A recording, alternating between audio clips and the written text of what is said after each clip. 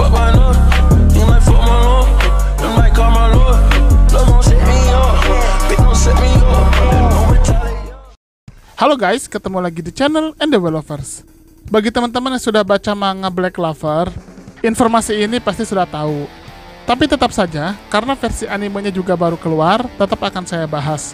Kali ini, saya akan bahas tentang Black Clover episode 160, di mana memang, sesuai dengan versi manganya, di episode ini ada dua hal penting, yaitu tentang terungkapnya siapa itu Yuno, dan yang kedua adalah tentang penyerangan kerajaan Spade ke kerajaan Clover, terutama kepada pasukan Fajar Keemasan yang berada di bawah kepemimpinan William Vengeance. Nah, kali ini kita akan bahas. Tapi sebelum lanjut, jangan lupa untuk klik tombol subscribe bagi yang belum subscribe, dan klik tombol like serta share video ini di semua sosmed teman-teman. Oke, kita akan bahas sekarang. Let's check it out.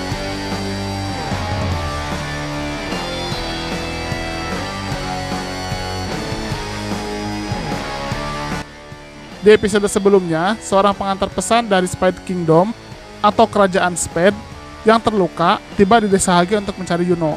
Dia datang untuk memberitahukan Yuno sebuah fakta mengejutkan tentang dirinya.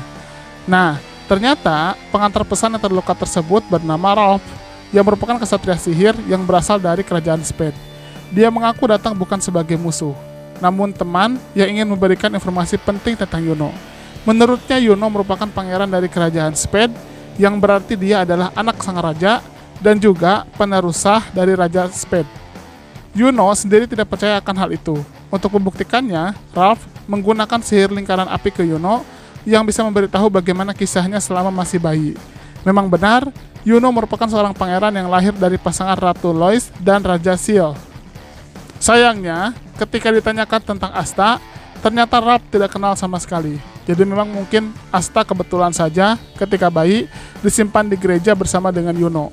Tapi dia tidak berasal dari golongan bangsawan. Nah, ada yang penting di sini adalah tentang pemberontakan Spade Kingdom atau Kerajaan Spade.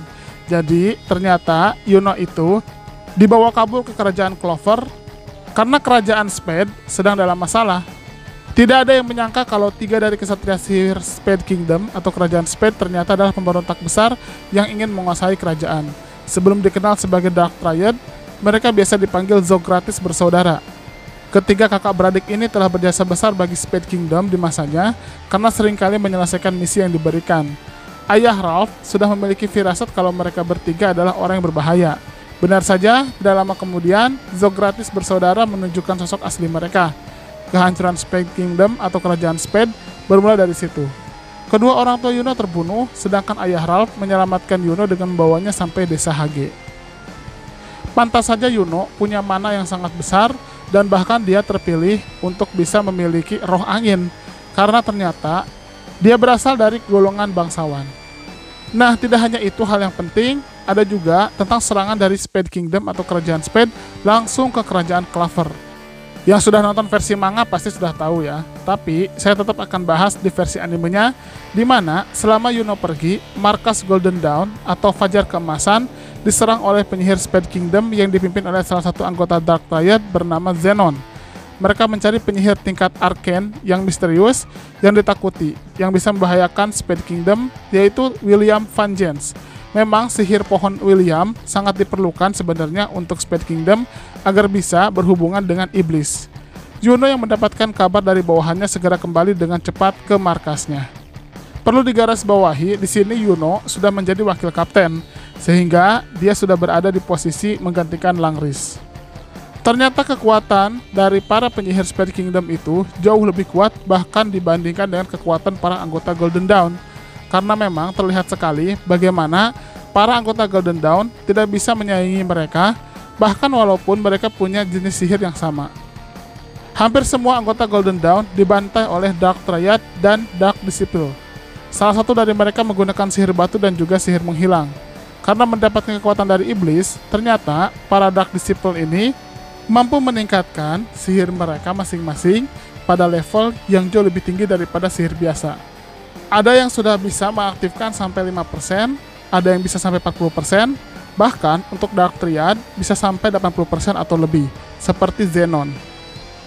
Ternyata kedatangan Xenon sangat tidak bisa diantisipasi oleh anggota Golden Dawn, termasuk juga oleh Vengeance. Setelah menghabisi hampir seluruh anggota Golden Dawn, Xenon memasuki ruangan Vengeance untuk melawannya. Vengeance marah besar setelah melihat bawahannya terluka parah di depannya. Pertarungan mereka berdua pun tidak bisa dihindari. Di sisi lain, Yuno yang baru saja tiba menjadi sangat marah melihat teman-temannya dihabisi. Yuno akan melawan si pengguna sihir baru, sedangkan Vengeance melawan Xenon. Di sini Xenon memperlihatkan kekuatan sihirnya, yaitu sihir tulang. Bahkan, damage dari sihir tulang Xenon jauh lebih kuat daripada Dante yang memiliki sihir gravitasi. Mungkin di sini kita akan melihat bagaimana pertarungan antara tulang melawan pohon, dan kita akan tahu bagaimana William Vengeance pada akhirnya bisa dikalahkan. Bagaimana menurut teman-teman? Silahkan berikan komentarnya di kolom komentar.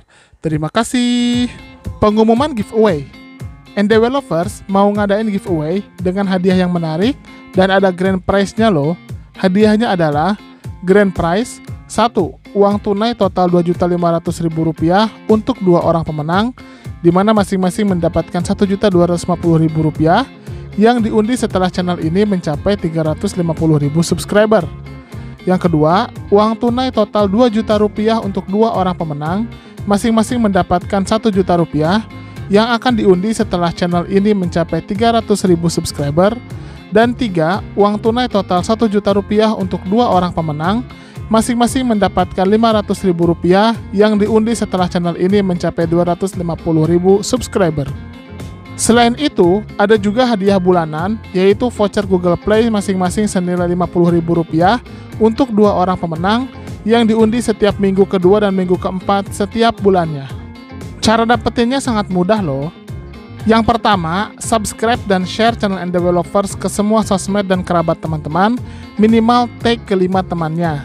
Yang kedua, teman-teman komentar pakai hashtag giveaway NDW Lovers di video mana saja yang tayang.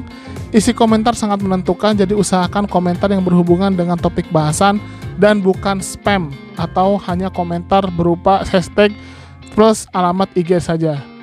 Yang ketiga, wajib sertakan nama akun Instagram teman-teman di setiap komentar untuk menghindari penipuan pemenang.